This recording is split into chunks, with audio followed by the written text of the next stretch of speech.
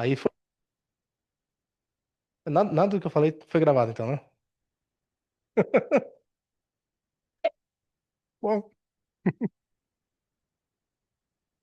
agora tem?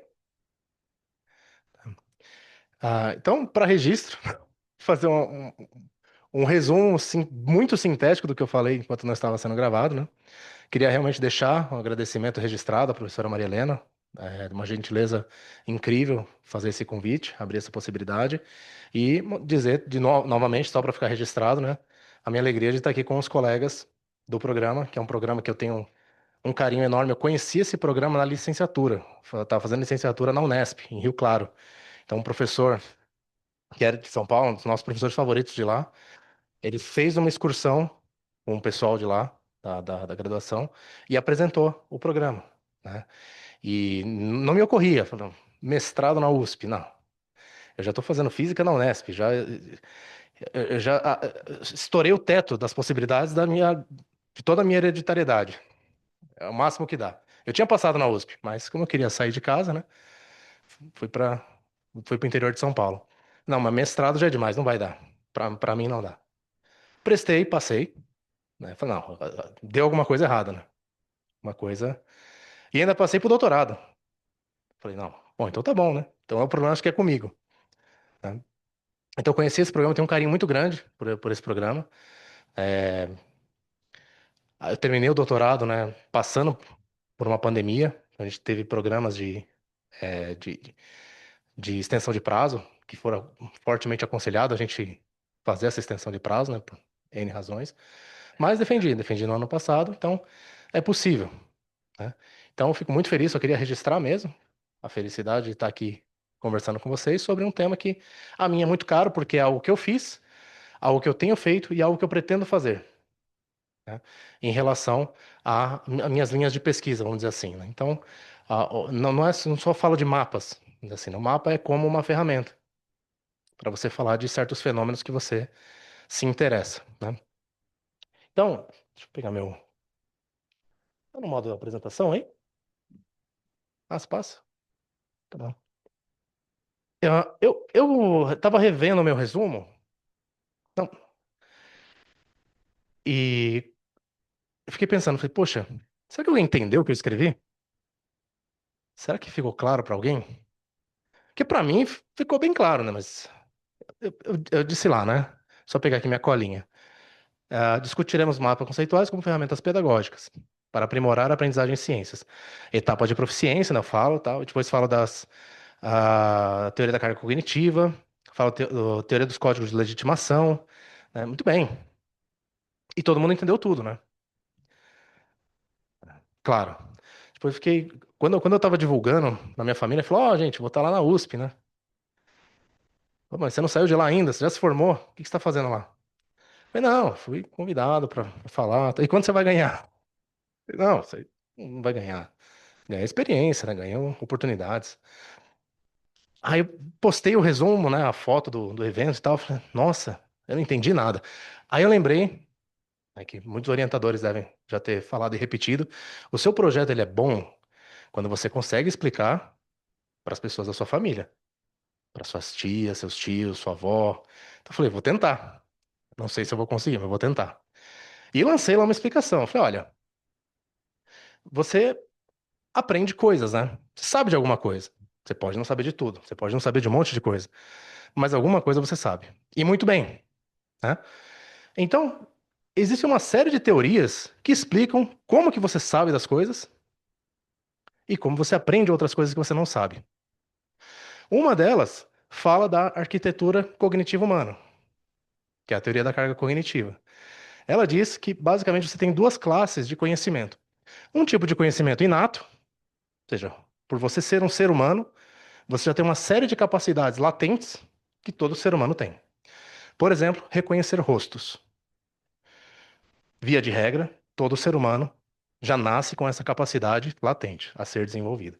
Então, o primeiro rosto que você vai reconhecer lá, sua mãe, seu pai, seu núcleo familiar ali, né? As pessoas que você mais convive. E você consegue distinguir rostos, mesmo na fase adulta.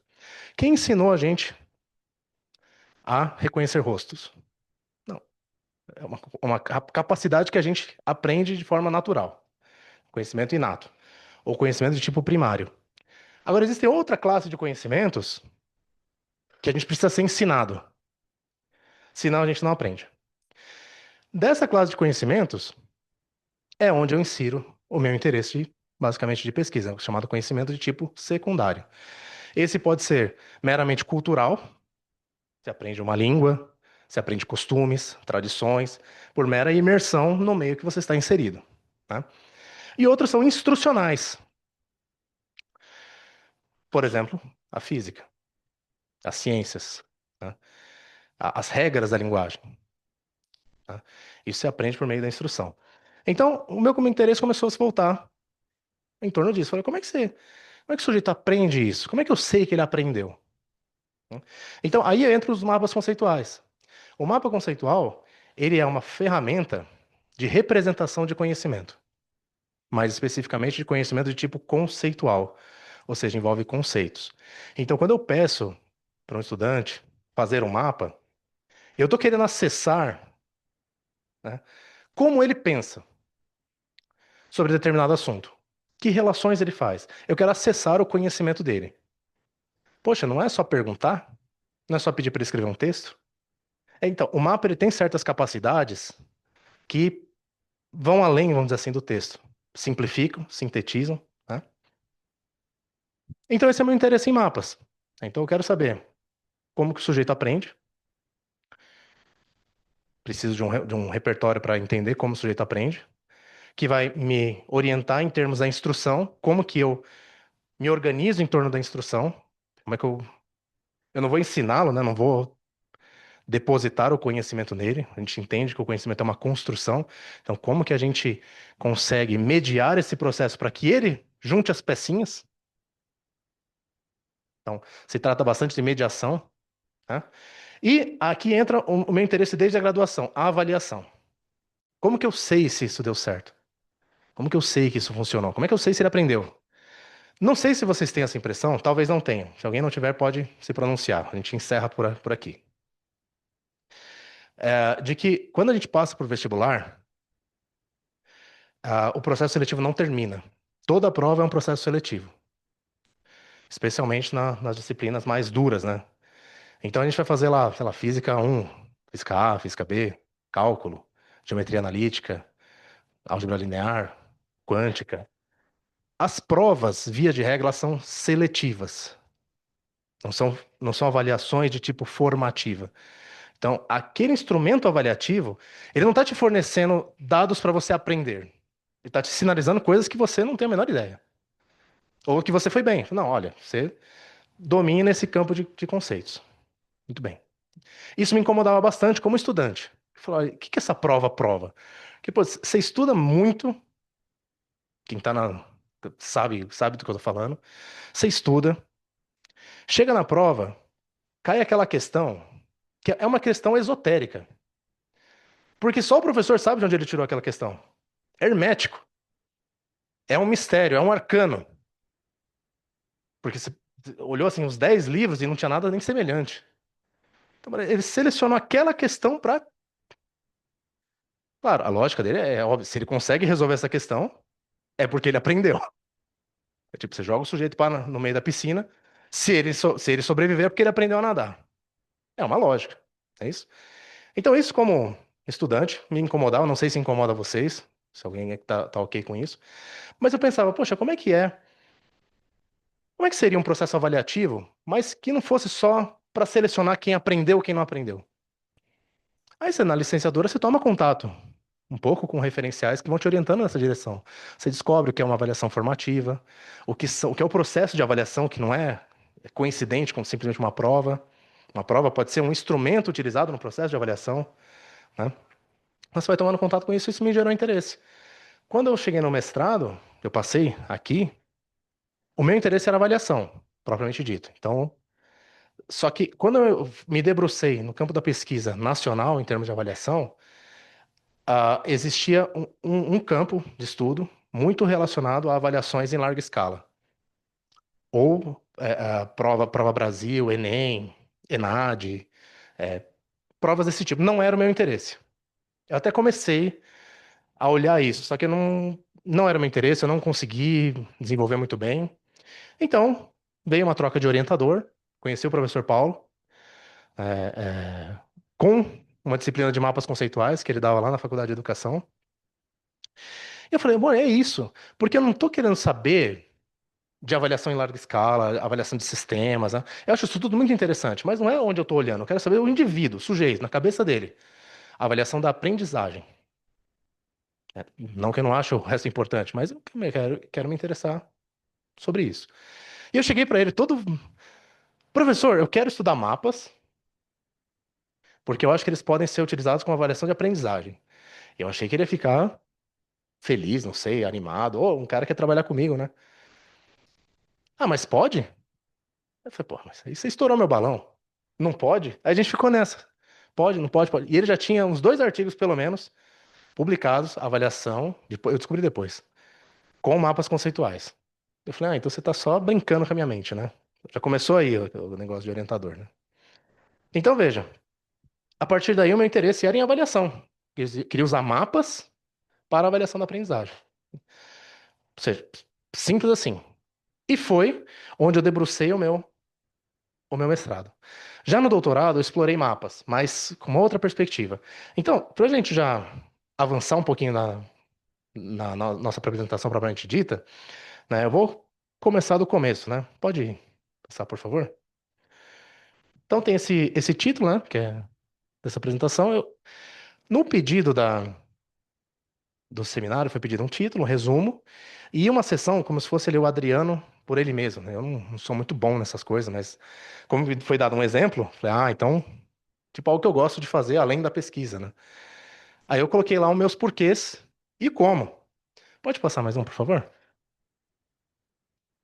Eu chego nessa, nessa minha frase, né, que eu coloquei lá na minha referência, né? A minha maior alegria é passar todo o tempo que eu posso com os meus filhos. Nós passeamos, nadamos e nos divertimos muito nos desenvolvendo. Esses são meus filhos, o Augusto e a Aurora. E aquela, por mais jovem que seja, ela é minha esposa, ela não é minha filha também. É a minha esposa Isis. E esse foi um marco na minha vida, e isso começou no doutorado. A gente se casou no doutorado, a gente teve os filhos no doutorado. Então, foi a tempestade perfeita. Mas é algo assim, eu entendo um pouco o Piaget.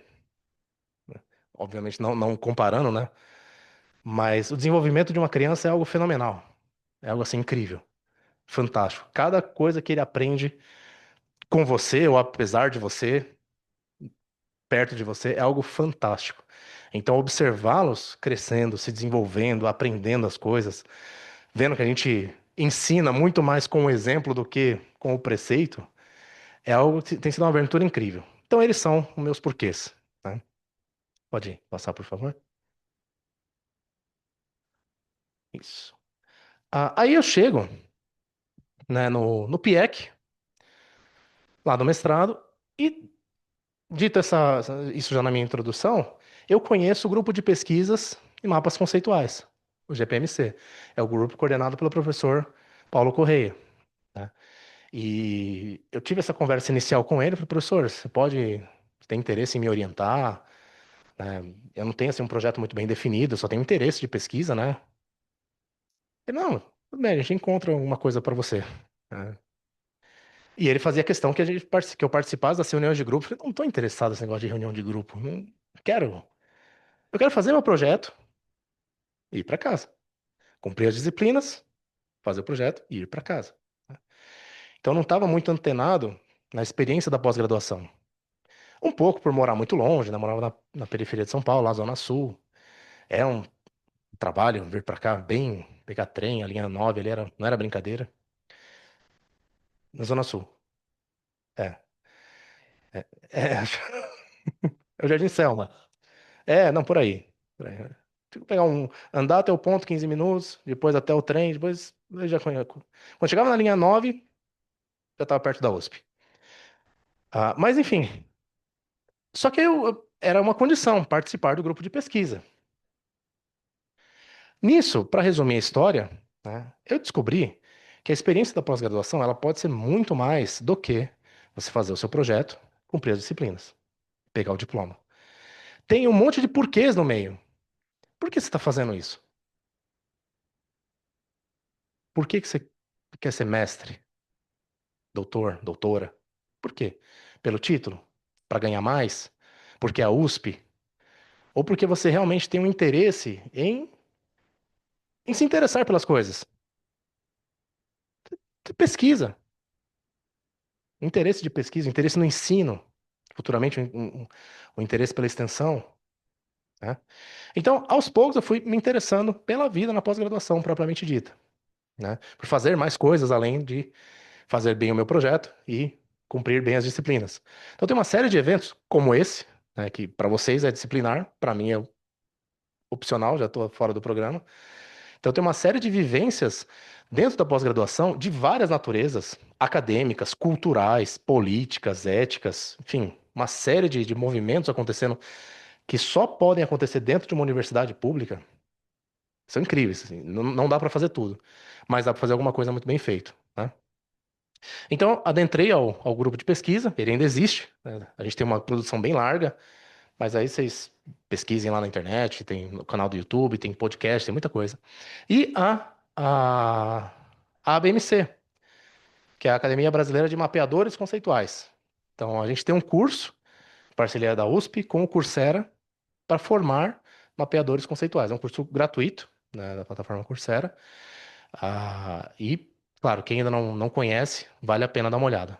Aí você ganha um certificado de que fez o curso, entra para esse grupo, né, e fiquem lá mais a par do que está acontecendo no mundo dos mapas conceituais.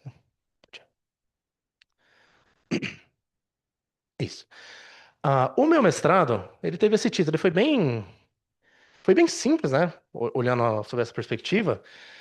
É um estudo sobre o uso dos mapas conceituais na avaliação da aprendizagem, a importância do formato da tarefa.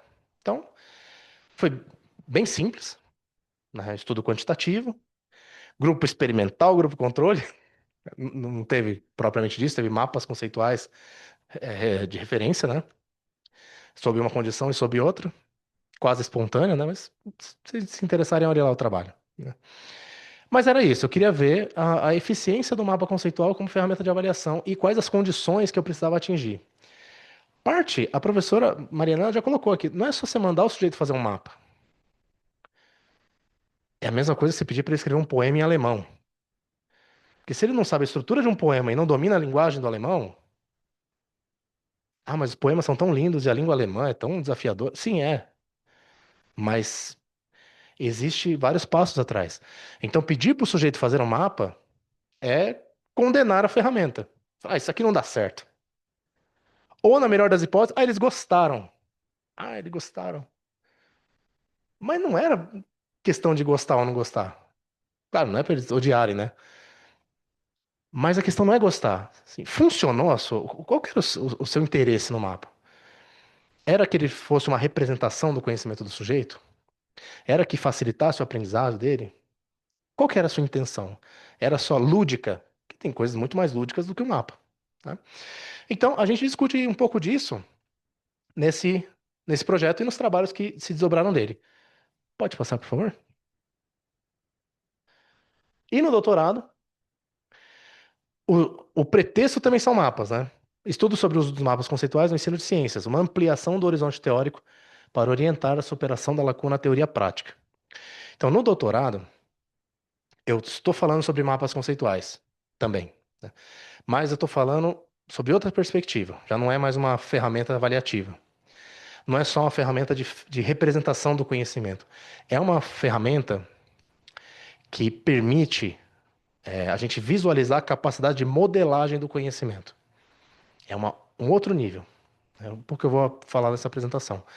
Mas isso que eu falei dos mapas, eu posso, e estou tentando, né, na verdade, expandir para outras áreas do conhecimento conceitual, que é a aquisição de expertise.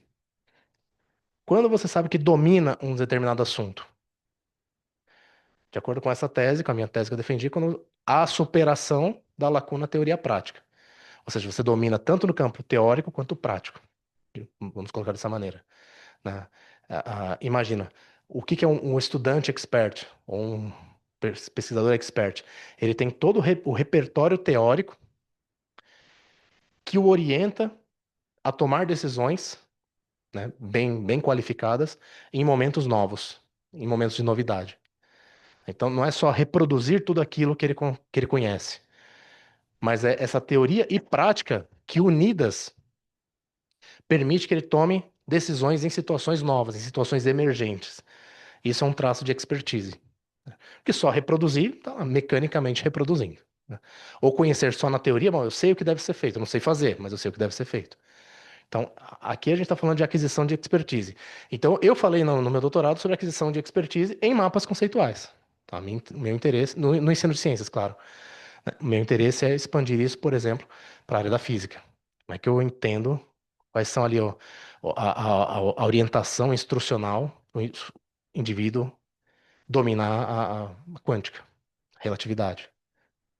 É, enfim, a intenção é expandir isso. Pode. Então, esse modelo, ah, ele está assentado, vamos dizer assim, numa percepção de como ocorre a aprendizagem, né? Como eu falei lá na minha introdução. Então, eu fiz um mapa, que é um mapa adaptado, claro, mas sobre uma perspectiva da aprendizagem, né? A aprendizagem, ela apresenta longos períodos de estase e apresenta períodos de rápida mudança. E eles se alternam, esses dois períodos se alternam até atingir a expertise. Poxa, é uma ideia bem simples, né? Calma, porque às vezes a gente entende que a gente aprende de forma incremental. Bom, eu aprendo um pouquinho hoje, um pouquinho amanhã, um pouquinho depois de amanhã, de forma incremental. A gente está defendendo aqui que a aprendizagem ela ocorre dentro de um modelo discreto, não incremental. Então ela vem como se fosse por pacotes. Vocês já ouviram algo semelhante, né?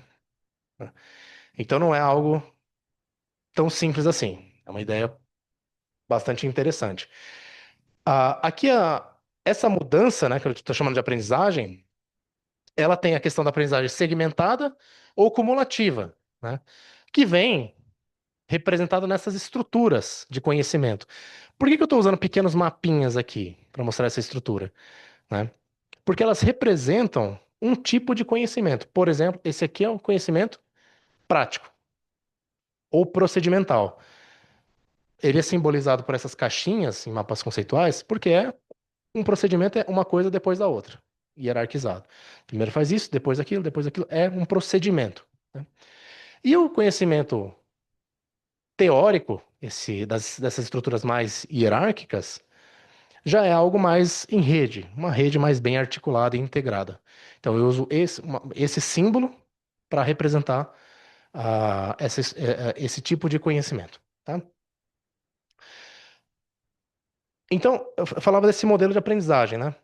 Primeiro a gente imagina que, bom, é um processo incremental. Então vem uma mudança conceitual, mas vem aos pouquinhos. Ah, eu entendo um pouquinho melhor isso hoje, entendo um pouquinho melhor amanhã, leio um artigo hoje, leio um texto amanhã. E não é isso que a gente tem verificado. A gente tem verificado esse outro modelo, chamado modelo pontuado de aprendizagem, ou de aprendizagem pontuada, que tem esses longos períodos de estase. O que são esses longos períodos de estase? Parece que não está acontecendo nada. Parece que você estagnou, você não aprende mais nada. Toda a informação ela entra na sua cabeça e para, como se fosse uma grande represa. E não avança, né? Ou, se a gente for pensar não só em termos de conhecimento conceitual, alguém aqui já estudou algum instrumento musical? Violão, piano, violino, sim? Não tem aquele momento que você fala, nossa, eu treino, treino, treino, mas não vai. Então eu vou treinar mais, eu vou treinar mais, eu vou treinar mais. E você não avança linearmente. Acontece alguma coisa e você tem um salto. E é um salto. Porque você começa a entender as coisas de uma outra maneira, totalmente mais bem integrada, totalmente ressignificada. Você é capaz de fazer coisas que você vê que não é uma progressão, não é o próximo passo, é um salto, né? Então a gente tá vendo essa percepção da aprendizagem como uma mudança, no caso que eu estou tratando, de tipo conceitual, porém que não vem em termos incrementais. Então não vai acontecer aula por aula. Vai ter momentos de grande integração, de ressignificação, né? E isso pode ser mediado pelo professor, né? E tudo isso, né, vamos dizer assim, dependente, no caso da minha tese, da representação do conhecimento. Ou seja, de como que eu acompanho esse processo. Imagina que eu estou com um estudante lá. E todo esse processo de estágio, de mudança conceitual, está acontecendo na cabeça dele. Como é que eu sei disso? Ah, posso perguntar para ele. Sim, mas via de regra, quando você está nesse processo, você não sabe muito bem que você está. Você sabe quando você passou. Você, né? Você atravessou essa barreira. Então, quando eu tenho essa representação, eu consigo ir acompanhando. Como se eu estivesse ali monitorando o sujeito mesmo. Já deram para perceber que dá algum trabalho, mas que vale a pena. Então, nesse modelo pontuado, né, até uma nova compreensão, não é esse modelo gradual, linear. Tem esses momentos que não parece não estar acontecendo nada e momentos de consolidação, né, onde ali uma nova habilidade é consolidada, um novo entendimento é consolidado, alguma coisa tem um fechamento. Isso a gente pode pensar dentro de um curso, dentro de um processo de estudo, dentro de um tema que você está pesquisando, há esses momentos de consolidação. Pode ir. Passar. Agora eu estou conseguindo passar? Aqui. Que alegria. Obrigado. Ah, e aí, eu entro no que eu chamei da modelagem do conhecimento. Modelagem do conhecimento é essa capacidade típica do expert, do proficiente, de transitar intencionalmente, entre essas duas estruturas de conhecimento, o teórico e o prático. O teórico, representado por esse mapinha em rede, e o prático, por esse mapinha chamado linear. Então, eu consigo mobilizar o campo de conhecimento que eu tenho para dar uma aula, por exemplo, para dar um curso, para dar uma instrução, para dar um exemplo. Eu consigo, a partir de um exemplo que alguém deu, reestruturar toda a minha rede conceitual. Percebe? Então, esse movimento de modelagem é uma característica da expertise. Tá? E eu fiz um mapa para mostrar isso, né? Essas duas capacidades. Um mapa sobre como fazer mapas, na prática e na teoria. Né? Então, ali no canto direito, você tem a teoria do que é fazer um mapa, e na esquerda, a prática do que é fazer um mapa. Então, eu sei fazer um mapa? Eu acho que eu sei como é que faz, né? Porque ele responde a uma pergunta focal, essa pergunta focal orienta a organização da hierarquia, né? A pergunta focal delimita o campo conceitual. Bom, então eu sei, né? Eu sei como é que faz um mapa. E como que é o procedimento? Bom, tem o mapa, né? Ele representa graficamente um certo campo conceitual. Então é isso que eu quero fazer, minha intenção. Depois, bom, não que é obrigatório, tá? Minha pergunta focal não precisa ser nessa etapa, pode ser no final. Mas vai ter um procedimento, vai ter um processo. Você sempre vai fazer uma coisa, depois a outra, depois a outra. A ordem você pode mudar, mas sempre vai ser assim. Tá? E eu consigo oscilar entre essas duas estruturas, entre essas duas capacidades, de compreender e de fazer. O saber compreender e o saber fazer. Tá? Aqui eu já avanço para algo mais, ah, um pouco mais complexo, né? Isso vem da dimensão semântica, né? Aqui esse é o plano semântico da teoria dos códigos de legitimação, né, proposta por Karl Maton. Né? Ele fala, né, que o conhecimento ele pode ser dividido, né, qualitativamente entre dois tipos. Não é aqueles dois tipos iniciais que eu tinha falado, né? Mas nessa dimensão semântica, você pode ter um conhecimento mais ah, teórico, conceitual, complexo, e um outro tipo de conhecimento mais dependente do seu contexto. Vou traduzir. Né? Ele traduz essas duas dimensões como sendo a densidade semântica e a gravidade semântica. Ele apresenta esses dois conceitos. Por isso, o plano semântico é como se fosse um plano cartesiano das dimensões semânticas, porém os eixos são a gravidade semântica, né, nas ordenadas, e a densidade semântica nas abscissas. E ela pode ser maior ou menor, nos dois campos. O que é uma densidade semântica alta? É um assunto de muita complexidade. Um assunto difícil, complexo. Algo assim, com complexidade aumentada, vamos dizer assim. E o que seria densidade semântica baixa? Um conhecimento mais simples. Notem, não são dados absolutos, não existe o conhecimento complexo per se e o simples per se. O simples pode ser extremamente complexo para algumas pessoas e vice-versa. Então é uma escala. Bom, esse é mais complexo em relação a esse. A gente pode dizer dessa maneira. Né? E em relação à gravidade semântica, é o quanto ele é contextualizado, o quanto ele é aplicado ou definido por um determinado contexto. Né? Em outras palavras, ele é muito abstrato ou ele é muito delimitado. Por exemplo, se eu falar reações químicas, e agora? É alta densidade semântica, é baixa, é alta gravidade semântica, é baixa. Bom, vamos falar da gravidade semântica. Ela é relativamente baixa, né? Porque o que que. Você consegue pensar em reações químicas? Ah, consegue? Então dá um exemplo de reações químicas. Viu? É disso que eu tô falando. Desculpa, eu te cortei. Mas foi de propósito.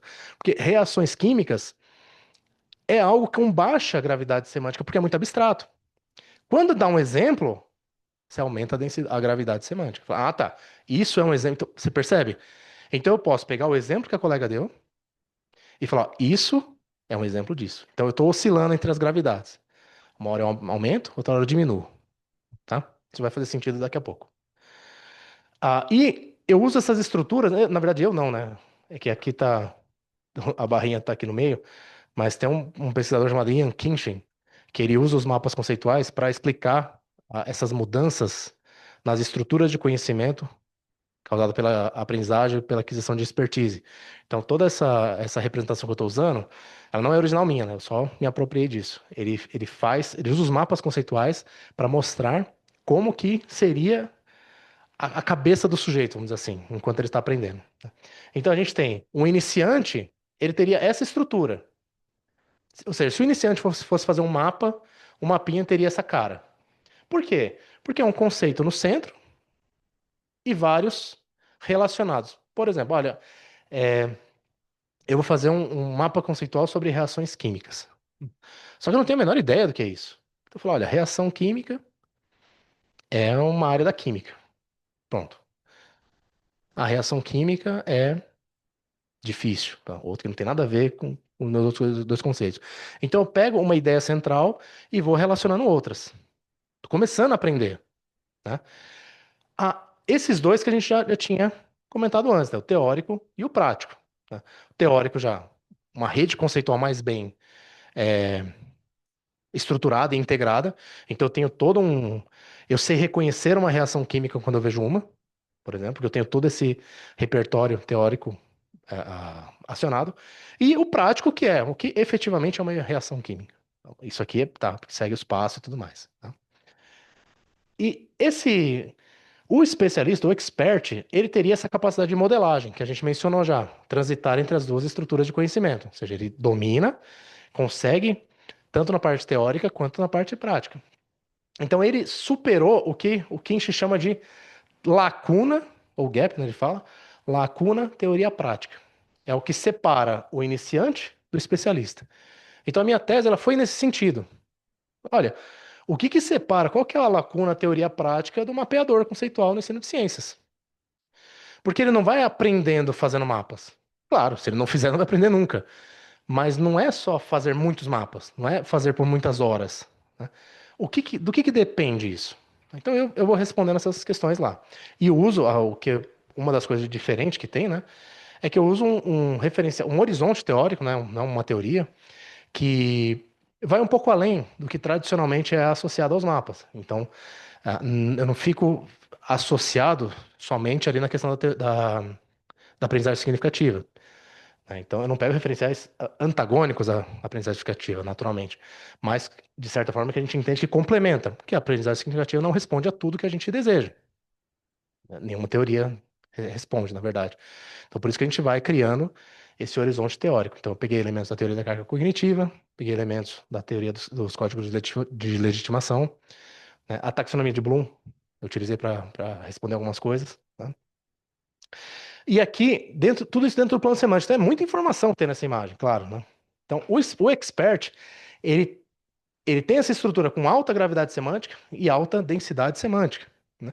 Mas ele consegue transitar. Por exemplo, se eu estou dando um curso, eu não vou chegar falar de um único exemplo o mais complexo possível.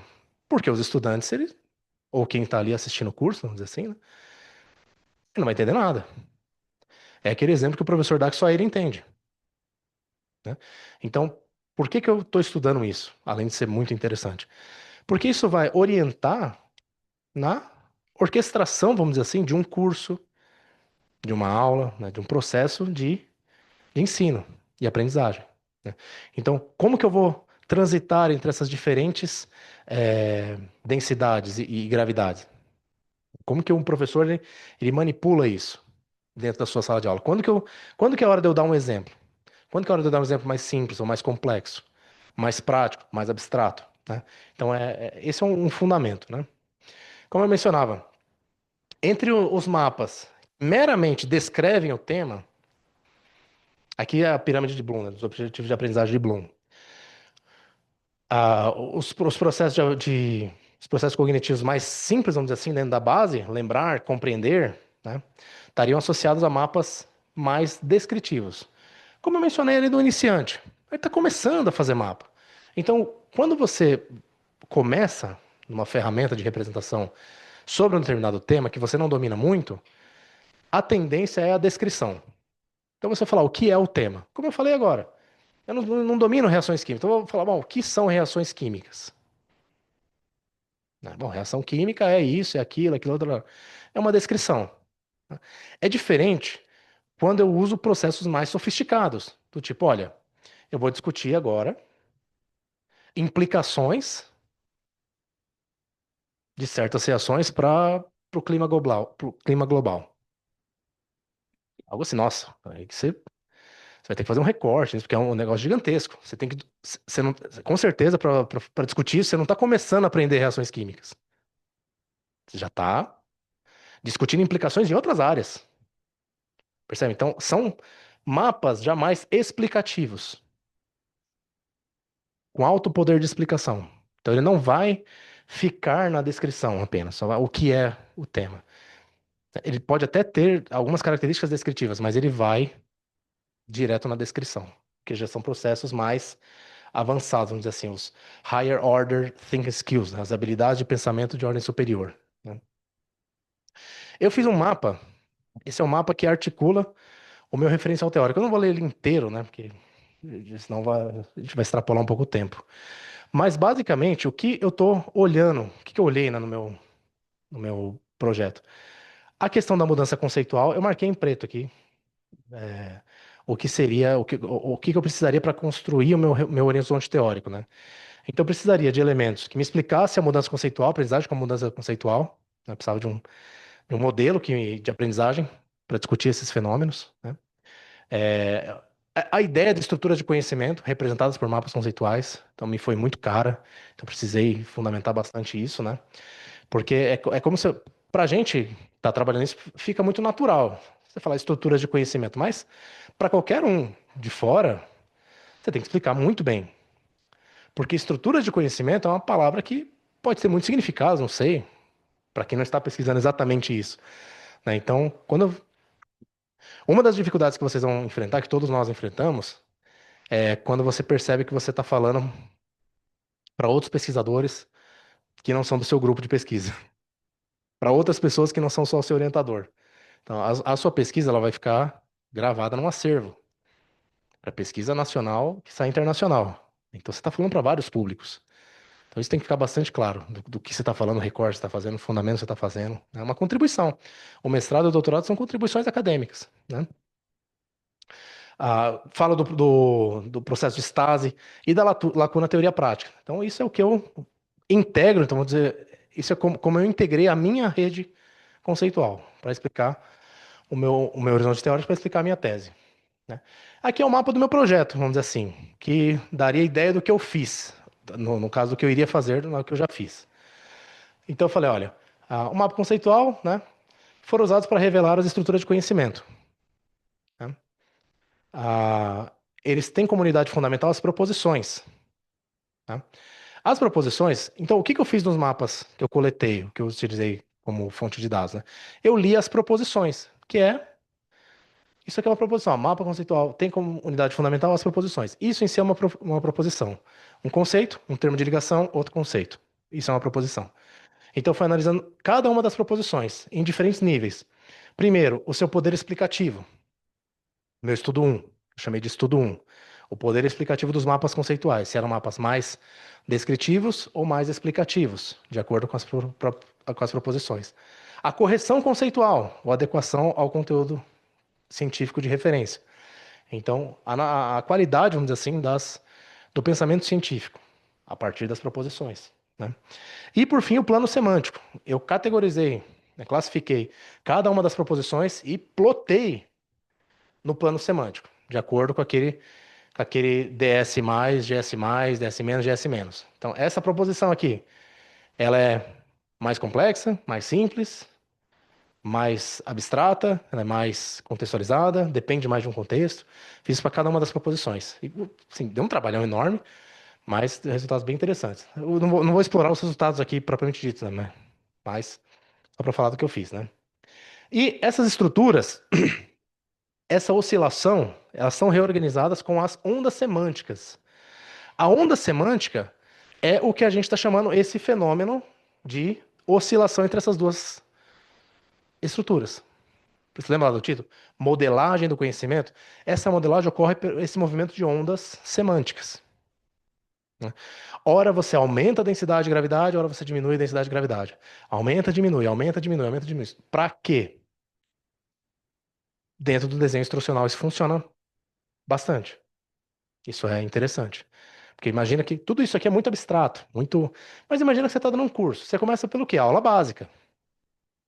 A aula fundamental, a aula número um. O que que é a aula número um? São os fundamentos. É o início, é o começo, as linhas gerais, né? Como é que você quer que ele aprofunde? Note, essa ideia é para orientar, ou ela serve para orientar a prática do professor. Ela é útil para isso. Porque é ele que orienta ou media o processo de ensino-aprendizagem. De novo, não é aquela coisa transmissiva, né? Tipo, ó, eu vou ensinar e você vai aprender. Não, o professor é o que está conduzindo o processo, né? E o estudante é o que decidiu embarcar. Então, como ele conduz esse processo, sabe? Então, há momentos falando, não, agora, sobre esse assunto específico, eu vou dar um exemplo. Então, eu tô falando lá de, sei lá, a interpretação de Copenhagen. Nossa, o que que eu vou falar? Bom, sei lá. Vou dar um exemplo. Tá muito abstrato, tá muito complexo, vou dar um exemplo. Vou contextualizar. Ah, mas o período histórico em que isso aconteceu, tarará, não sei. Percebe? Mas isso que parece ser muito abstrato, e é muito abstrato, muito, né, é para orientar a, a condução, a mediação do processo de ensino-aprendizagem, né? E, assim, isso é o que eu fiz no doutorado, né? Quais são os próximos passos a partir de agora? Perfis no plano semântico. Ou seja, quais são os meus próximos passos? Aí, o próximo passo é concurso que a gente estava prestando, né? Alguma hora a gente vai ter que ser aceito em algum lugar. Ou um pós-doutoramento, né? Estágio pós-doutoramento, enfim. Isso aí são detalhes, né? Assim, dentro do que a gente pesquisa, a gente tem que pensar o que que é o próximo passo, qual que vai ser a minha próxima contribuição, o que que eu vou fazer a seguir. Onde, aí é circunstancial. Em algum lugar vai ser, né? O que são esses perfis? Então, isso é o que eu fiz no meu doutorado, no meu estudo 3 propriamente dito, né? Lembra que eu peguei um mapa, que é esse mapa aqui que foi um estudante que construiu, categorizei, eu classifiquei todas as proposições dele, de acordo com a sua grau do seu poder de explicação, se tinha mais alto poder de explicação, se era mais baixo poder de explicação, se era o que a gente chama de dinâmicas ou estáticas, né? Mas são só para ilustrar. Então, eu ilustrei com cores também. E com relação à sua gravidade e densidade semântica. E o que eu fiz foi plotar aqui nesse gráfico no plano semântico, né? Ou seja, o que que é esses números aqui? Bom, aqui é o plano semântico, né? No eixo da gravidade semântica e o eixo da densidade semântica. E o que que são esses números? São o tanto de proposições. Então, esse mapa, ele tem ah, três proposições com um pouco menor gravidade semântica, né? E já um pouco maior densidade semântica. Quatro proposições, maior densidade semântica, um pouco maior, um pouco menos de gravidade semântica, ou seja, um pouco mais abstratos. Vejam que é relativo, né? Então, essas são menos abstratas do que essa aqui, mas ainda estão no lado mais abstrato. Então, é uma análise bem refinadinha, bem detalhista. Ou você pode colocar assim, olha, ele tem mais proposições abstratas do que práticas. É uma interpretação, né? Ele tem mais proposições complexas do que simples, né? Então, eu estou traçando o perfil deste mapeador, com base na classificação das proposições. Isso é uma análise que foi a primeira vez que eu fiz essa análise com esses dados. É uma análise relativamente nova, né? Então, é algo que eu quero refinar e fazer isso com professores do ensino superior. A ideia é traçar esse tipo de perfil, professores e licenciandos, né? E aí, o que eu tinha feito lá no meu doutorado, eu peguei os grupos, né? Então, eu coloquei eles no plano semântico. Lembra que eu coloquei lá iniciante, né? Mais teórico, mais prático, e até expert?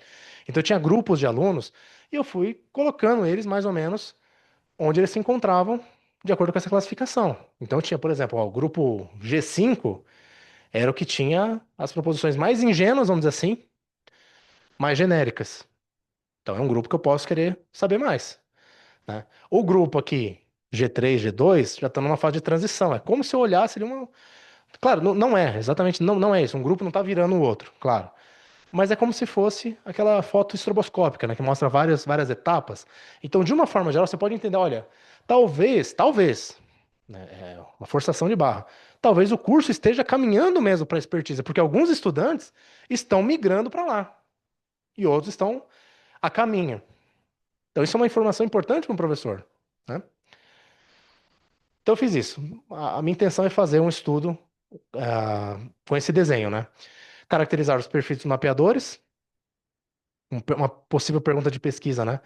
Qual a eficiência dos mapas para caracterizar os perfis dos mapeadores a partir da representação das estruturas de conhecimento? Então eu fiz, está validado, uma banca aprovou, até gostaram, e tá sendo publicado. Mas, sim, ainda precisa de mais estudos, né?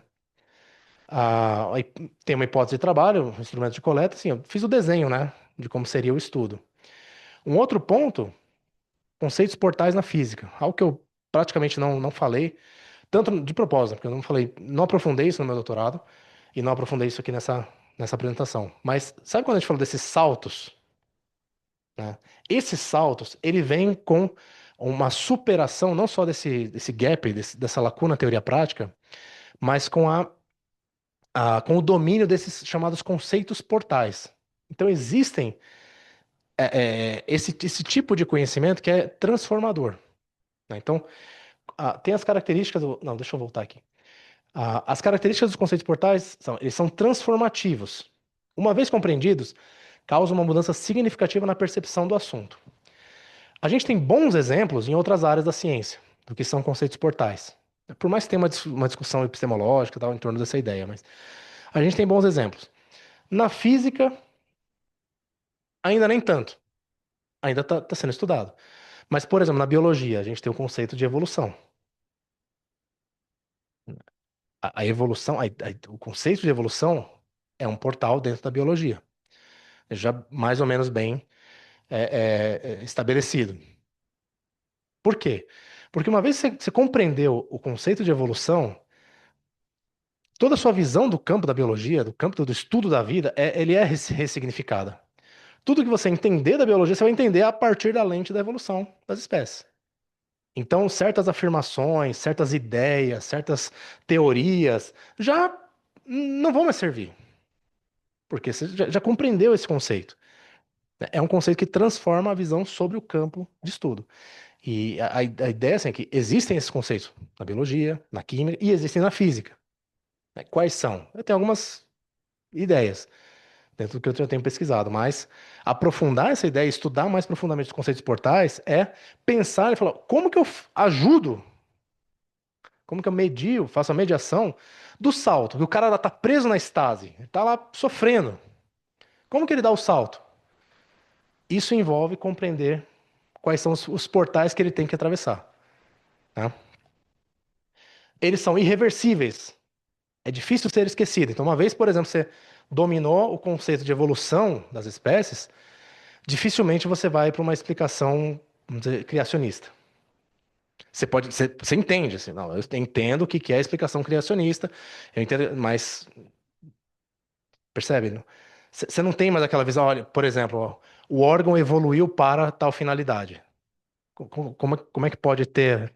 E como é que funciona a aleatoriedade? Não, não tem o para. E a gente vê muito isso, né? Tem documentários, essa espécie ela é tão esperta que evoluiu para não sei o quê. Não é bem assim, né? Ah, eles são integrativos. Eles expõem interrelações anteriormente ocultas. Eles fazem uma grande integração, aquela ressignificação, né? Potencialmente problemáticos. Podem ser difíceis de entender devido à sua natureza complexa ou contraintuitiva. Não é que o conceito difícil e complexo ele é um portal, mas o portal ele é potencialmente complexo e difícil. Você vê, eu falei evolução, mas evolução é uma palavra. Quanta coisa envolve para eu falar, para a gente compreender esse processo? Envolve muita coisa. Vários conceitos, vamos dizer assim, não existe essa expressão, mas um subconceito. Seleção natural, aleatoriedade, mutação, é, uma série de outros conceitos, né? Então a gente fala de cadeias de conceitos, de redes de conceitos que formam um portal, vamos dizer assim. Então é um estudo bastante interessante que a gente está investigando. Isso vem, né? Tem um artigo muito interessante que eu deixei como sugestão de leitura, o Dilema de Cordélia. É uma peça do William Shakespeare, que é do Rei Lear, que ele tinha essas filhas, tem três filhas, uma delas era a Cordélia. E duas delas expressavam ali seu amor de uma forma muito afetada, muito intencionalmente dramatizada, vamos dizer assim, né? Para convencer o velho de que que eles amavam. E a Cordélia, ela se recusava a fazer esse jogo. Ela achava que ela tinha que ser sincera, honesta e não tinha que ficar afetando, né? E o rei, ele entendeu esse silêncio dela, esse não cortejamento dela, como sendo um desrespeito, uma falta de amor. E ele dividiu o reino entre as duas, né? Enfim, aí deu tudo errado. Leiam o livro caso não tenham lido, vale a pena. Se leiam, leiam de novo, né, se já leram. Mas a ideia é essa. Aí veio essa ideia do dilema de Cordélia. Qual que é o dilema de Cordélia? Como é que a gente vê algo que não está evidente? O amor dela. Se ele não foi declarado de forma tão afetada, assim, tão. Como que a gente é capaz de reconhecer isso? Isso dentro de um processo de aprendizagem, dentro desse modelo pontuado de aprendizagem, é ver o que não está evidente. No caso dos conceitos portais. Então, ele não é evidente. Você passou por um portal, você nem viu, você não percebeu. Ou você está batendo ali num período de estase e não está percebendo, tá? Vale muito a pena. Eu deixei como sugestão de leitura. Então, eu fiz também uma ideia de estudo, né, sobre os conceitos portais na física. Acho que realmente é um campo promissor. E as ondas semânticas no ensino de física. Aqui eu perdi o ineditismo, né, porque das anteriores eu não tinha visto ninguém fazer no Brasil. Pode até ter, eu falei que eu não vi, não falei que não tem. Mas acredito que não tenha muita gente. Nas ondas semânticas essa ideia, né, do professor, do pesquisador, ele oscilar de acordo com a densidade e gravidade semântica na instrução, ora aumentando, ora diminuindo, intencionalmente, e ver o efeito, né, os perfis semânticos que aparecem, vamos dizer assim, né? Ou conduzir esse processo buscando a superação da perdão, a superação da lacuna teoria prática, né? Oscilando intencionalmente, criando essas ondas semânticas. Isso já foi feito. Eu também deixei como uma leitura aqui um trabalho muito interessante que já foi feito para delimitar perfis, né, de perfis semânticos, né, perfis conceituais. Então, eu também fiz um desenho de pesquisa, né, mais ou menos, que é o que eu pretendo seguir nesse, nesse estudo propriamente dito, tá? E algumas leituras recomendadas, já caminhando para o final, que eu deixo para. Tem muita coisa, tem muito material, mas se você deixar 50 leituras, vocês não vão ler nenhuma. Deixar três ou quatro, talvez uma, você tenha algum interesse, né? Esse. Não são todas em inglês, tá? Mas esse é. Esse é o que mostra. como fazer aquela análise que eu mencionei. A partir das proposições, plotar no plano semântico, ou seja, transferir de um mapa conceitual, você caracteriza o plano semântico daquele mapeador. É um trabalho interessantíssimo, né, do professor Kinch e de colaboradores, né, o Meretz e o Heiska, e ele propõe essa análise, a partir dos elementos da teoria dos códigos de legitimação, do plano semântico, né, e dessa aprendizagem como mudança nas estruturas de conhecimento. Interessantíssimo, me inspirou nesse estudo que eu fiz. Esse do Dilema de Cordélia, é muito legal, muito interessante também, que fala dos conceitos portais de uma maneira assim bastante realmente assim, se vocês entrarem assim no que vamos chamar de mainstream do que é o conceito portal, tá uma briga de facas assim, que aqui fala, não, isso aí não pode ser, é um nome que não faz sentido. E por um lado você concorda, por outro você discorda e entra na briga. Fala, olha, a ideia me parece bastante útil. Eu falei, vamos sair da parte epistemológica e ontológica, porque essa briga tá feia. Então vamos trazer para o campo prático. É uma ideia que é interessante. Ó, tem alguma classe de conhecimentos que impede o sujeito de dar um salto. Tem uma lacuna ali. Então é isso que está me interessando agora. Como a gente vai chamar? Bom, eu estou chamando de conceitos portais. Tá funcionando. Se amanhã depois tiver que mudar, a gente muda. Tá? Mas esse artigo ele fala com muita simplicidade.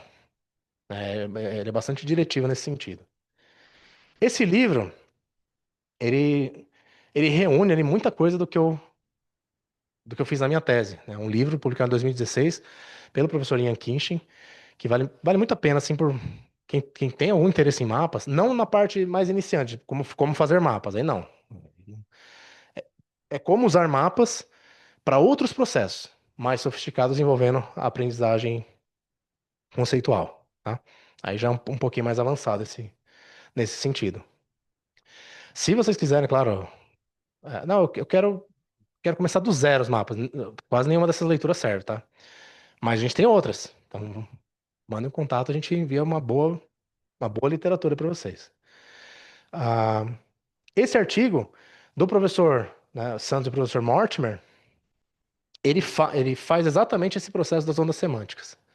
É um trabalho belíssimo e muito interessante que eu tive assim vamos dizer assim, o atrevimento de me inspirar nele. Eu não acho que eu fiz a mesma coisa que o professor, na verdade é o contrário. Inicialmente eu usei as ondas semânticas sobre outra perspectiva, não era exatamente essa que ele utilizou, mas nesse estudo que eu pretendo conduzir já é mais alinhado com essa perspectiva de ter a condução, a mediação do processo de ensino-aprendizagem, analisar esses perfis e tudo mais. Então, dentro da minha tese eu fiz um uso um pouco diferente, não ortodoxo, vamos dizer assim, né? Mas é um belíssimo trabalho, vale a pena conferir, tá? E é isso, né? Tá aí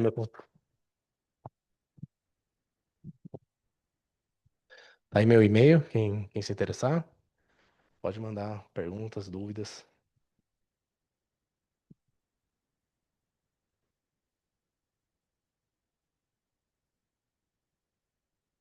Adriano, muitíssimo obrigada. Então, agora eu acho que vamos passar a comentários, perguntas. Você tinha falado da dificuldade de dar, ensinar a fazer mapas, né? Você gostaria de comentar isso hoje para o professor? Tá, desculpa que eu me lembrei que você que falou isso, acho que agora faz todo sentido, né? Com licença, Adriano.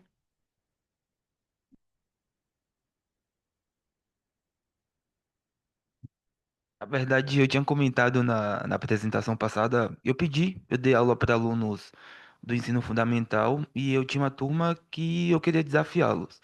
E aí eu tive a ideia de pedir para eles fazerem um mapa conceitual. E isso me gerou muitos conflitos na escola que eu estava, pedindo minha demissão. Os alunos acharam super difícil fazer, mas aí fazendo a reflexão sobre isso, eu cheguei à conclusão de que talvez eu tenha conduzido as coisas um pouco errado, assim. Eu utilizo mapa conceitual para estudar para concursos, e na minha experiência pessoal, aquilo era muito bom.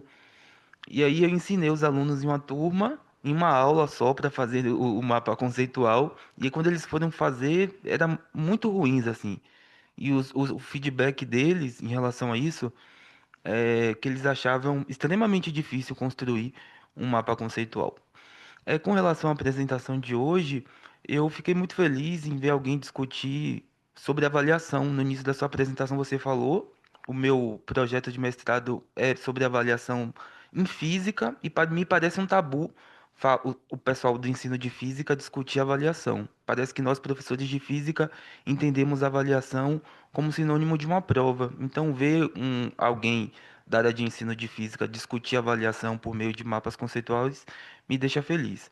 A minha pergunta em relação à apresentação de hoje é como é que tu enxerga essa questão dos mapas conceituais nas aulas de física, assim. Se você vê seus colegas utilizarem isso, ou se é um caso isolado ali do grupo de pesquisa. E a última pergunta é se você é filho do Roberto Nardi.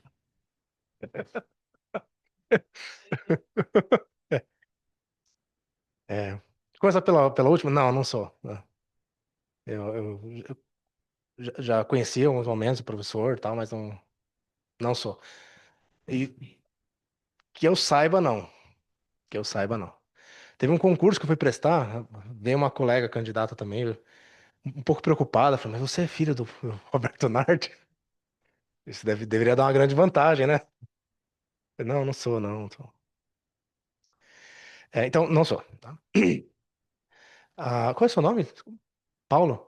Paulo. Obrigado pela colocação, Paulo.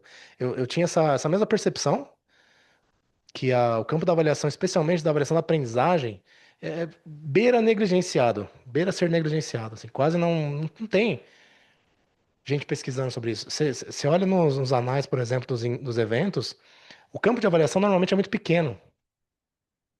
Às vezes, quando não é eliminado. Eu já vi alguns MPECs, acho que os últimos MPECs, por exemplo, acho que posso estar falando besteira, mas o que eu me lembro recentemente não tinha o campo da avaliação da aprendizagem. Tinha vários outros, né? Interessantíssimos, todos são interessantes, mas não tinha mais avaliação. Tiraram, tinha, mas não tem mais, né? Aí não sei como é que foi processado, mas realmente eu tinha essa percepção. Então isso me gerou um interesse de pesquisa. É bom, se não tem, e é importante, agora vai ter, né? E quando tem era em larga escala, não tinha muita questão de aprendizagem. Então, agradeço muito a sua pergunta. O seu relato ele vai um pouco na direção da minha resposta, porque esse é o ânimo do professor, é de buscar inovar, buscar fazer mudanças. Porque a ideia do ensino transmissivo, que ainda é muito incrustado na cultura escolar, não só dos professores e dirigentes, né, mas dos próprios alunos. Tipo, professor, você não vai dar aula hoje? Você só vai ficar dando mapa? Né? É um negócio. Eles mesmos já sentem um certo incômodo. Então é desafiador. Então, você tem um impulso de querer fazer algo em termos de inovação, já é louvável, né? Só que às vezes isso pode ser aquele tiro que sai pela culatra, porque tem certos detalhes a serem cumpridos. Por exemplo, em uma aula, não vou dizer que não dá para ensinar alguém para fazer mapa, não dá mesmo para ensinar alguém a fazer um mapa em uma aula. Ou modelar muito bem as expectativas. Então você pode dedicar algumas horas para aprender a fazer mapa, e vai ser os seus primeiros mapas. Só que, claro, com o disclaimer de que ó, você mapas ingênuos, né, descritivos, com dificuldades nas proposições. Tendo isso em vista, não tem problema. Até porque, dentro da realidade, quantas aulas você vai poder usar para um treinamento em mapas conceituais? Você tem 2 aulas curtíssimas na semana. Como é que você vai fazer? Percebe? Então, quando chega na linha de frente, tem uma série de dificuldades, né? Mas, se a gente pelo menos olhar por esse lado, olha, existem certos parâmetros para um treino, vamos colocar assim, eu sei que essa expressão pode gerar um certo rechaço, mas um treinamento no técnica de mapeamento conceitual vale a pena gastar. Então, a gente tem trabalhos orientando como começar, como fazer e tal. De início, eu posso dizer assim, ó, você tem uma estrutura do que é o mapa, uma proposição, assim, tem certas suas regras, como o xadrez, né? E ele fazer mapa sobre algo que ele já domine, algum assunto que ele domine, seja o cotidiano dele, o futebol, a novela, o tema político, o tema ético, o tema que ele domine, que ele goste, né? A série que ele assiste, porque fazer um mapa gera duas dificuldades em relação ao conteúdo a ser mapeado e a técnica propriamente dita. Então, quando você põe um conteúdo que ele domina, você diminui uma dificuldade. Percebe? Então, eu só tenho dificuldade na técnica. Então, eu já conheço isso, eu já sei as relações. Eu só preciso representar. Se eu não sei as relações e nem como representá-las, aí eu não sei o que fazer. Aí gera uma frustração, né? Então, o começo é difícil, mas não precisa desistir. E tem outras saídas também. Especialmente falando, como você perguntou na área de ensino de física, né, os alunos de física, como você tem pouquíssimo tempo, o professor pode levar um mapa já construído e trabalhar o mapa que ele construiu. Então, em vez de você tornar uma sala de 40 estudantes proficientes, só você precisa ser proficiente. Então, você faz o mapa e usa o mapa para explorar as relações que você gostaria que eles explorassem. Então, você ganha em tempo. Claro, a ideia dele fazer o mapa é o melhor cenário, mas se não der, o professor faz o mapa e explora o mapa, N possibilidades. A gente pode discutir mais detalhadamente, tá? Mas dá para usar o mapa. Não é para tudo. Não, agora eu só vou dar aula com mapas. É possível? É, mas não sei se é desejável. Mas dá pra fazer bons usos de mapas conceituais em sala de aula. Vale muito a pena. Manda um e-mail, a gente troca. Tem muita coisa pra falar. Tem mais? Até, Adriano, já te passo a palavra, porque imagina, só mapa na aula ignora as potencialidades e as habilidades dos diferentes estudantes, mas me lembrei que na IAS a gente fazia muito o mapa colaborativo que o Paulo começou a trabalhar. Então, uma folha A3, vários grupos trabalhando, as pessoas que odiavam o mapa, depois falavam, olha que interessante.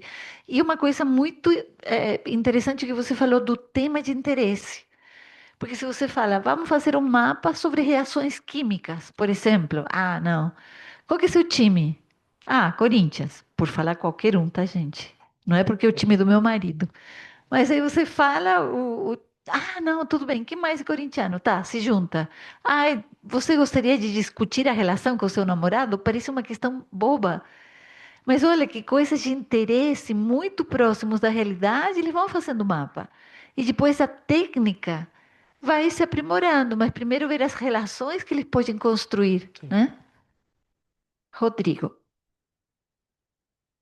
Obrigado, Adriano. Muito boa a apresentação. E, nossa, anotei um monte de coisa.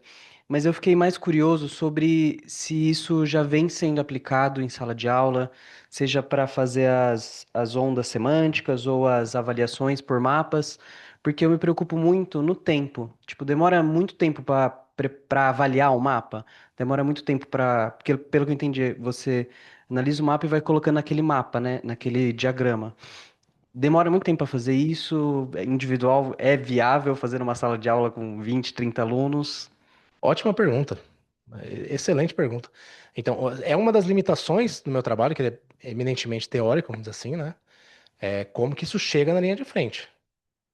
Isso vai chegar na linha de frente, bom, depende dos contextos. Vai ter um professor de ensino superior que tem uma aula de 4 horas e alunos bastante proativos que podem estudar materiais em casa, se preparar, reunir por fora.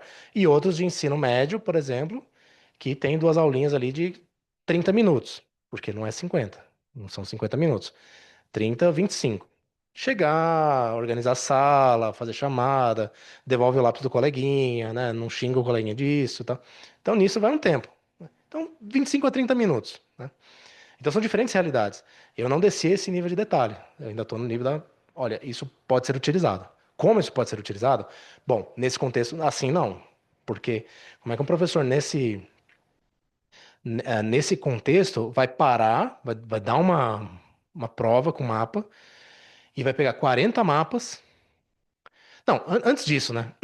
Ele vai ter uma etapa de treinamento que dura 4 semanas, que foi o período que esses estudantes foram treinados para sair desses mapas. 4 semanas. Era tomado um pedaço da aula para fazer mapas e treinar, ter proficiência. Muito bem. Você não vai fazer isso, porque a escola vai matar você. Como é que você tá? 4 semanas só ensinando mapa? Não dá. Ou mais, né? Mas vamos supor que ele tivesse todos proficientes. Você vai pegar 40 mapas com tamanho limitado, que tem isso também, o formato da tarefa, o meu mestrado. Tudo isso muito bem ajustado, você vai ter 40 mapas com, sim, milhares de proposições. Não dá pra você pegar uma a uma. Então, realmente, assim, não vou dizer que não dá pra fazer, mas se torna inviável. Ou de outras palavras, eu que fiz isso, eu não faria nesse contexto. Não faria. Eu tive todo o tempo do mundo para olhar, para revisar, para ver padrões, para ver o que era interessante, né? Então, assim, o que que eu fiz? Na verdade, eu peguei um grupo de mapas e tentei esgotá-los da maneira que eu pude. Ó, tudo isso dá para ser feito com mapa. Não dá para ser feito de qualquer maneira em qualquer lugar, mas tudo isso dá para ser feito com mapa. Ah, eu acho que dá para fazer. No meu contexto, eu vou pegar essa ideia, mas vou fazer dessa maneira, porque aí cabe. Beleza, legal. Então eu só vou ver a correção das proposições. Legal. Eu vou utilizar o que a gente usa no nosso grupo, o mapa com erro, que é o mapa feito pro professor, pelo professor, e o estudante ele só identifica as proposições incorretas ou inapropriadas, ou as hierarquias equivocadas. Já economizou um monte de tempo com isso. E usou o mapa. Percebe? Vou fazer uma avaliação com mapas. Mas eu construo o mapa e vejo como que ele interage com ele. Faço um mapa colaborativo. Faço em grupo. Então, dá para ser feito com ajustes, né? Então, o meu esforço nesses dois trabalhos foi, não vou dizer esgotar, porque com certeza tem outras coisas sendo feitas com mapas, mas fazer o máximo possível de análise e mostrar do que o mapa é capaz. E aí alguém que se interessa fala, olha, eu acho tudo muito lindo, mas não dá para fazer tudo. O que que eu vou fazer? Ah, vou pegar isso aqui e vou fazer um instrumento de avaliação. Legal. Vou pegar isso aqui e vou fazer isso aqui no meu planejamento. Ah, vou fazer isso aqui, vou fazer um momento vai ser esse momento de consolidação. Nesse meu momento de consolidação, onde a gente aprendeu esses conceitos, eu vou fazer um mapa colaborativo. Percebe? Então, desse grande buffet, você vai se servir de algumas coisas, do que te for mais interessante e viável. Então, tudo não é viável em todos os contextos, mas dá para ser adaptado. E até porque você tem que perceber se o mapa vai ser usado como um instrumento de pesquisa Exato. seu Exatamente. ou como um método de docência. E aí vai mudar a intensidade. Gostei muito do buffet de mapa, né? Você escolhe como que vai servir. Vai ser um petisco inicial, vai ser o prato de fundo. Então depende muito do teu objetivo. Mas claro que é uma ferramenta poderosa para ser bem utilizada, né? Então, mais alguém? Comentários, perguntas? Quando chega lá o microfone, a gente, nessas duas pesquisas, né, que a gente fez no mestrado e doutorado, a gente viu vários usos de mapas bastante restritos, tipo, olha, usar como prova, tipo, eu vou substituir a prova pelo mapa, e aí às vezes dá um efeito parecido, tipo, ah, eu tinha a mesma dor de cabeça, só que agora eu tenho uma dor de cabeça maior, porque eu pelo menos sabia fazer um teste de múltipla escolha. Eu não sei fazer mapa. Eu sabia escrever um texto, mas não sei fazer mapa, né? Então a gente via um uso muito limitado, tanto no campo prático como teórico, tá? Assim, aprendizagem significativa, aprendizagem criativa, né? E a gente continua dentro dos princípios da aprendizagem significativa.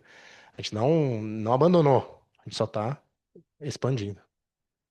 Oi, eu queria tirar uma dúvida. Eu fiquei curioso para saber se o brainstorming seria um tipo inicial de mapa conceitual, tipo aquele que você estava mostrando das quatro divisões cartesianas, né? Uhum. Ou se ele seria uma coisa anterior, ou se é totalmente diferente. Eu não sou da área, mas Ótimo. me veio na cabeça. Ótima pergunta. Assim, o brainstorm, ele pode estar presente numa etapa de construção colaborativa do mapa conceitual.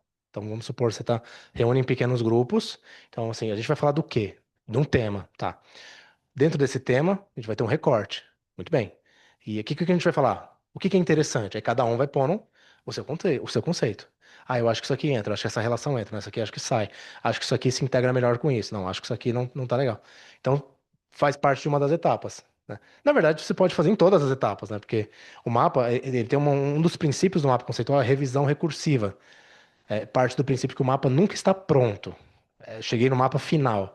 Não, você sempre pode revisar o mapa. Esses mapas que eu construí para uma finalidade. Estão prontos porque estão publicados, né? Não tem como eu mudar eles. Mas se eu for alterar, se eu for usar para outra finalidade, eu posso revê-los todos. Não, para esse público, para esse momento, eu vou ter que fazer alterações. Então, o mapa ele atende uma finalidade, né? O da minha tese está atendendo aquela finalidade. O daqui atendeu a outra finalidade. Então ele sempre está sendo revisado. Então, essa etapa do. É que o brainstorm ele tem muito cara de início, né? Porque é onde a tempestade de ideias e tal. Mas você pode incluir dentro de outras etapas a revisão recursiva, tá? Obrigado pela pergunta.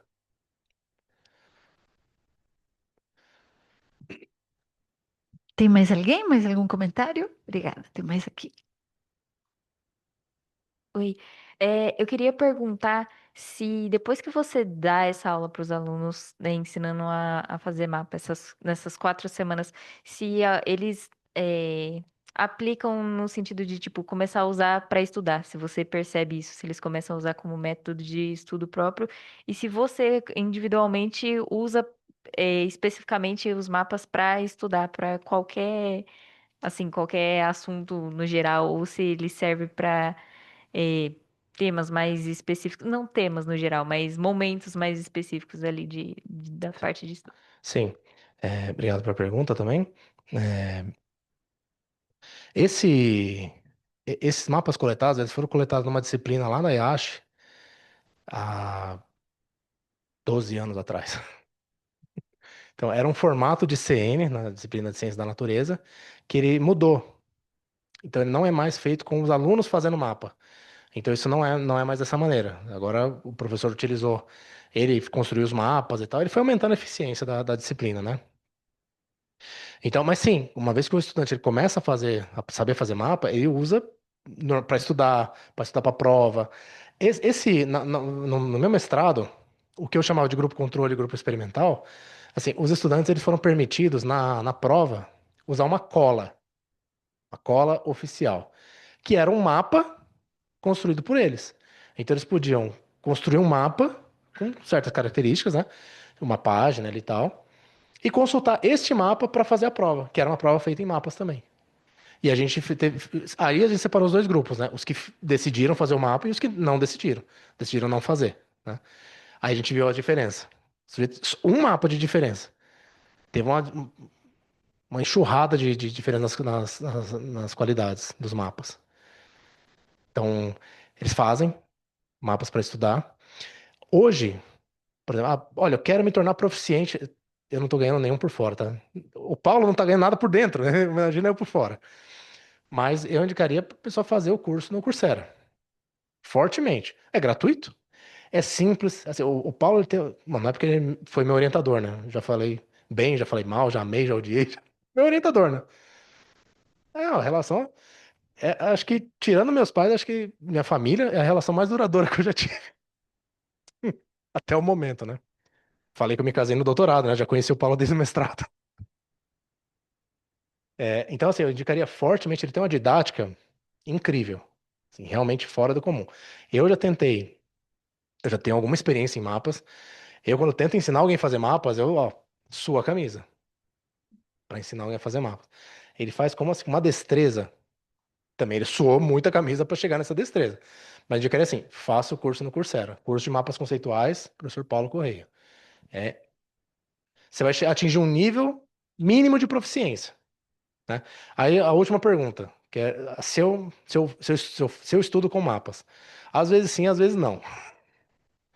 Porque vocês viram os mapas que eu fiz, né? Todos aqueles eu fiz.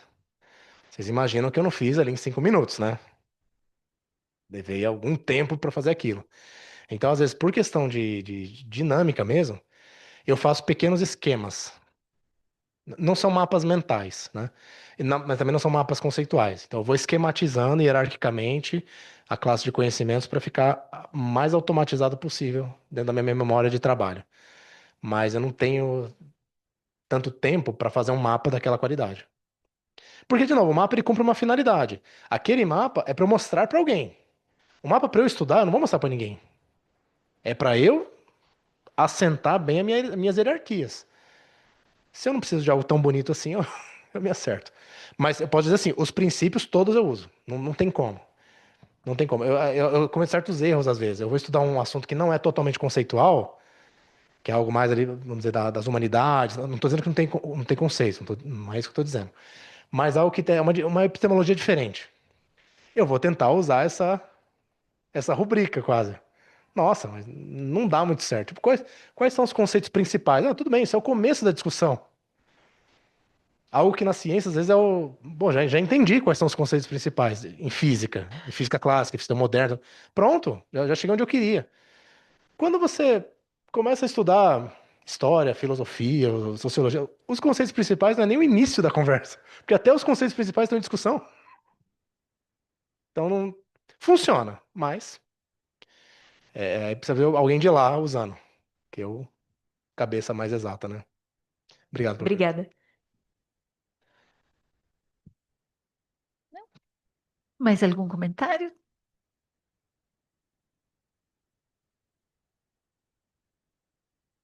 Boa tarde, professor Adriano. Obrigado pela apresentação. Achei as falas muito interessantes. Eu sou o João Coutinho, só para me apresentar também.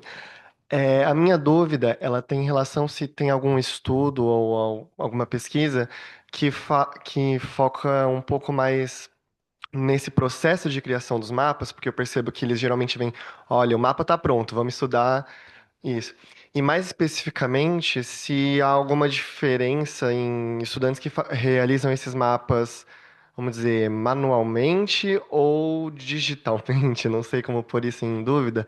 E só para contextualizar um pouco essa dúvida, é porque eu fiz a minha formação inicial aqui no Instituto de Química mesmo, e o professor Flávio Maximiano, ele utilizava isso em uma das disciplinas, né?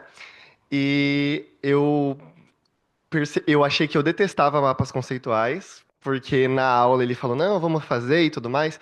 E daí minha folha ficou um garrancho, porque eu via que a hierarquia não estava muito legal, eu tinha que passar borracha, não sei o quê. E daí ele me recomendou usar o CMap Tools, né, que é um software, enfim, para criação de mapas. E daí eu percebi que, na verdade, eu gostava muito mais e que o meu problema era na parte mais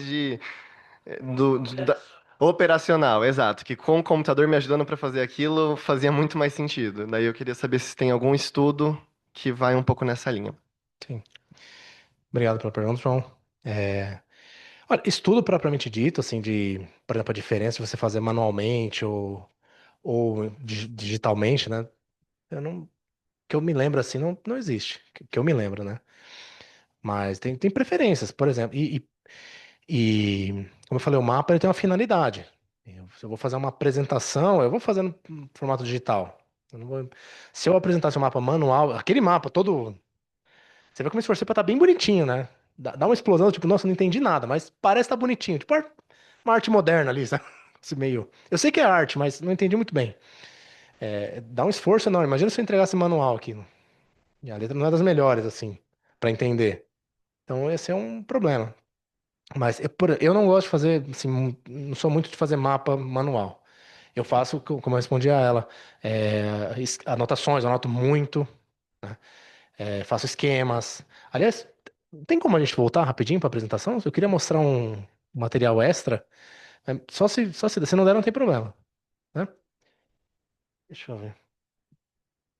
Que vem muito na direção dessa pergunta que ele fez. Ah, vamos ver.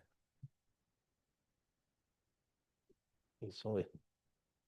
Isso, ó. Então. No nosso grupo, a gente trabalha com uma série de procedimentos para fazer a pesquisa funcionar. Assim, uma série de rotinas e práticas para a coisa andar direitinho ali como um reloginho. Uma delas são as macroestruturas. Chama de macroestrutura, assim, a ideia é de você compreender como é o seu projeto, a estrutura do seu projeto. Não é só começo, meio e fim, introdução, referência, não é só essa estrutura. É assim, olha, você tem uma tese, não tem? Tem. Qual é a sua tese? Não sei. Bom, então, você tem uma pergunta de pesquisa, um interesse? Tenho. Qual é o seu interesse? Muito bem. Como é que você quer descobrir? Como é que você vai investigar isso? Vou usar tais. Percebe? Essa estrutura vai se consolidando. Eu trago a evolução das macroestruturas, de algumas das macroestruturas, do meu projeto de doutorado. Por exemplo, quando eu estou falando da mão, né? Aqui do modelo de aprendizagem, em relação aos objetivos de aprendizagem de Bloom. Um rabisco no meu caderno, né? Dá para entender o que que é isso? Dá para arriscar entender o que que é isso? Não essa hora, especialmente. Se fosse no começo, talvez um ou dois tentaria arriscar, mas agora não, né? Cansado já, né? Mas são esquemas que a gente vai montando, né, para delimitar as ideias do projeto. Dentro dessa. Olha essa. Aqui, eu sei o que que é tudo isso aqui, tá? Mas é mais ou menos assim que eu vou me preparando, né? Fazendo essas estruturas. Então eu tenho aqui as figuras, como que eu vou fazer, né, as ideias que são cada conceitos, né? Aqui a questão da descrição e da explicação, das cargas cognitivas, tem muita coisa assim. São as estruturas que eu fui utilizando para montar aquelas figurinhas bonitinhas que vocês viram, né? Ou se não estão bonitas, imagina que poderia estar bem pior. Então, veja, são vários princípios que não estão ali um mapa conceitual, mas que são os princípios que norteiam também o mapa conceitual, para a gente organizar as ideias dentro da nossa cabeça. A gente tinha uma prática, era o projeto em uma página. A gente tinha que fazer o nosso projeto, explicar o nosso projeto em uma página. Claro que poderia ser um texto escrito, né? Mas a gente utilizava figuras, utilizava outras coisas, né? Vale muito a pena trabalhar assim. Aqui a ideia da. Eu nem não sabia da existência do gap teoria prática nessa altura. Eu chamava só de aqui, conceitos portais. Antes disso, a gente chamava de salto quântico. O salto é porque realmente é um salto, né? E o quântico é porque é muito legal. Você bota o quântico em alguma coisa, dá um tom a mais, né? Tipo, não sei, eu gostei. Essa é uma figura aqui, ó, que eu coloquei lá na mensagem para o meu professor, que é a ideia do modelo de aprendizagem como contendo esses saltos, baseado no tamanho, na proficiência do mapa. Então, para que mostrar isso aqui? Para ver é, um pouco de como isso é construído. Né? E também respondendo um pouco essas perguntas de você usa mapas, às vezes eu paro por aí. É quando eu vou construir um mapa, aí sai um mapa como aqueles. Aí tem essa finalidade, né? Eu não forço a barra, falo, não tem que ser um mapa. Não, eu uso o mapa quando eu acho que a melhor explicação é um mapa. Não porque eu adoro mapas, eu sonho com mapas. Não, eu acho que o mapa aqui é a melhor explicação. Que nem para o meu referencial teórico, eu poderia usar textos ali, umas 20, 30 páginas, e usei bastante, muito texto, mas aquela figura ela pode melhorar muito, mas está ótima para explicar o que eu queria explicar. E é uma figura, que eu vou ali passeando por ela. Mas assim, seguramente quando você estava terminando o doutorado, sonhava com o mapa. Isso é seguro. Tinha, bem por aí. E Mais mais? algum comentário? Não? Então, Adriano, nós fazemos um exercício sempre, antes de finalizar e te agradecer, a gente pede para as pessoas uma palavra, né, da reflexão que tua apresentação trouxe, tá? Então, todos eles selecionam uma palavra apenas para depois, no final, fazer o mapa conceitual com nota, não é?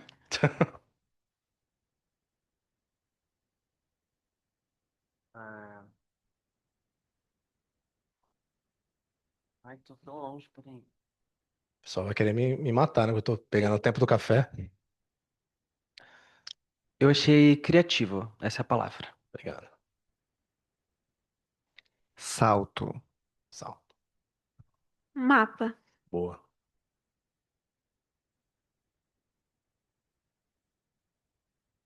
Conceito. Salto também. Processo. Mapa. Aí vai descendo. Estase. Interrelações. Sintetizar. Avaliação. A Cristina também. Eu também. Todo mundo participa. Complexo. Daisy. Representação. Minha? Agora ficou difícil. Te peguei. Eu vou no quântico. Quântico. Gente, eu agradeço demais. O professor Paulo estava te mandando um abraço, que ele não podia estar, mas super obrigada por ter vindo, trazer tua experiência, teu trabalho, né? Muito bem. Palmas para o professor Adriano. Eu que agradeço mais uma vez, né? O gentil convite da professora Maria Helena, a vocês que acompanharam tão ativamente. Particularmente, eu gosto muito quando tem essa interação, né? Porque eu não sabia exatamente que público eu teria que hoje. Sabia que ia ser entre colegas e professores, alguma coisa aconteceria, mas isso é bastante vasto, né? E como até foi colocado, é um tema bastante complexo, ainda está num nível de pesquisa bastante abstrato. Mas a gente espera futuramente, em breve, já trazer, olha, sequências didáticas, né, experiências de ensino, resultados de sala de aula mais detalhados. e falar sobre esses processos. Mas acompanhe a gente, manda um e-mail, a gente tem bastante material para trocar também. Especialmente, eu não falei nada de início de mapas. Assim, eu quero começar a fazer mapas. Eu não coloquei minha apresentação aí. Mas, né, a gente tem muito material sobre isso. Então, você não precisa começar desse ponto. Começa do começo. Uma coisa que eu sugiro fortemente é o curso. Faça o curso, a coisa é muito simples. Não, eu sei que você tem várias tarefas, várias coisas para cumprir. Essa não vai ser um peso a mais, vai ser algo que vai destravar muitas coisas. E entre em contato com a gente está à disposição, né? Muito obrigado. Muito bem, e antes de eu preciso falar com você, querido, só um aviso. Então, de novo, repetindo nosso cronograma final, dia 17 é o EPIEC na IASH. Algumas pessoas já conseguiram ir. Não vai ter o seminário aqui. Por favor, avise os colegas. Vai chegar alguém. Ai, cadê a professora Maria Helena? Não tem? Não, aqui não tem. Vai ser na IASH. E eu queria fazer um comentário. Algumas pessoas me procuraram em um desses seminários fazendo uma pergunta muito interessante, não é? Então, o último dia, que seria nosso dia de encerramento, avaliação do semestre, não vai ser propriamente um seminário, mas uma aula breve sobre epistemologia e ensino de ciências, tá bom? Ser dada por uma professora convidada, surpresa, vou ser eu, tá bom? É só para fechar, porque eu vi que tem alguns conceitos básicos aí que não estão muito claros. Então, é uma aula, não é o seminário sobre a minha pesquisa, mais breve. E depois eu vou avisar vocês, vamos terminar com uma festinha junina. A gente traz canjica, vinho quente, quentão, pamonha. A gente combina, ok? Muito bem, queridos. Obrigada, tá? Até dia 25. Claro que sim, tá todo mundo, todos os palestrantes que vieram estão convidados, tem que vir a caráter, né, para a dança da quadrilha. Obrigada, queridos. Boa semana, tá?